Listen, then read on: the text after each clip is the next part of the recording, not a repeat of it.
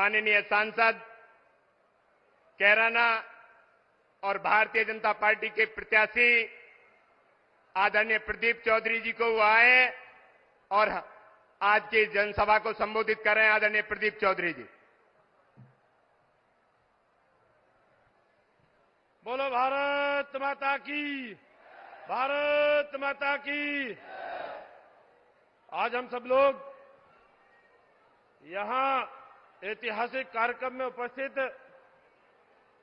माननीय मुख्यमंत्री जी उत्तर प्रदेश आदरणीय योगी आदित्यनाथ जी, उत्तर प्रदेश के प्रदेश अध्यक्ष आदरणीय भूपेंद्र चौधरी जी, हमारे क्षेत्रीय अध्यक्ष भाई सत्येंद्र सिसोदिया जी और अपने पार्टी के सभी सम्मानित वरिष्ठ नेतागण, सभी हमारे मंत्रीगण, सभी विधायकगण, सभी सम्मानित साथियों,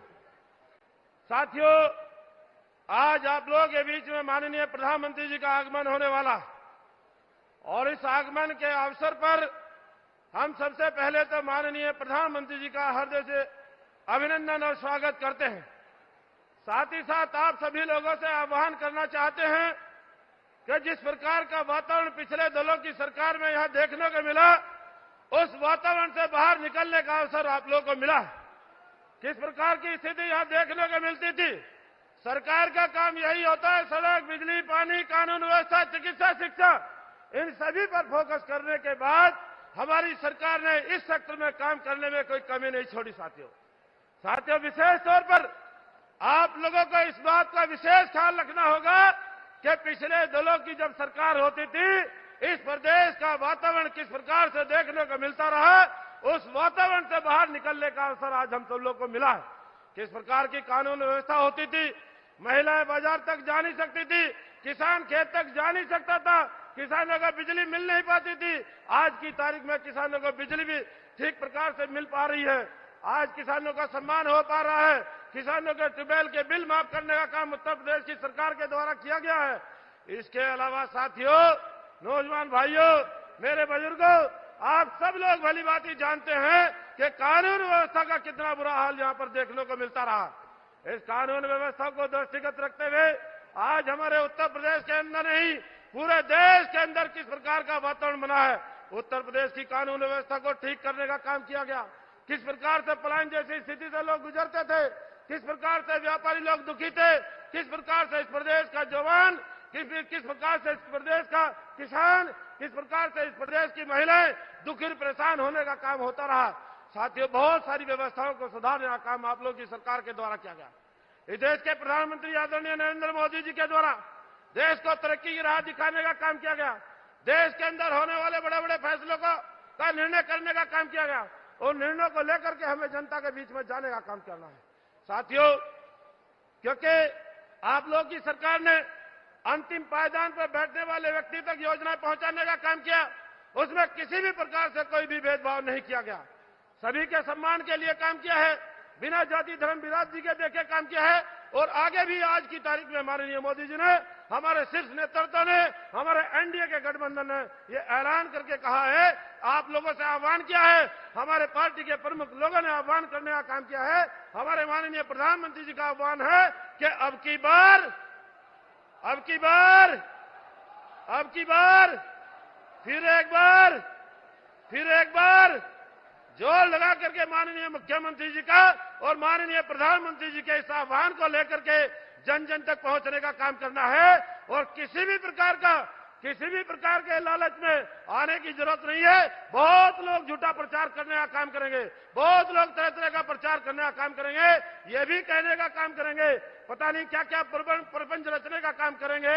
उन प्रपंच रचने वाले लोगों से केवल आप लोगों ने यही पूछने का काम करना है कि जब आप लोगों के दल की सरकार होती थी, जब आप लोगों को इस प्रदेश का मुखिया बनने का अवसर मिला और प्रदेश के अंदर किस प्रकार का वातावरण देखने को मिला, उस सरकार के दौरान की कार्यकाल की, समाजवादी पार्टी के सरकार के कार्यकाल की एक उपलब्धि मिलेगी नहीं।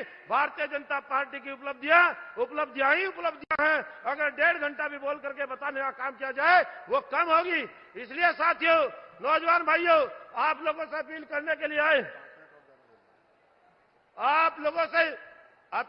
के लिए आए, माननीय प्रधानमंत्री जी भी उनके आह्वान को लेकर के चलने का काम करना है, उनके विचारों को लेकर के आगे बढ़ने का काम करना है।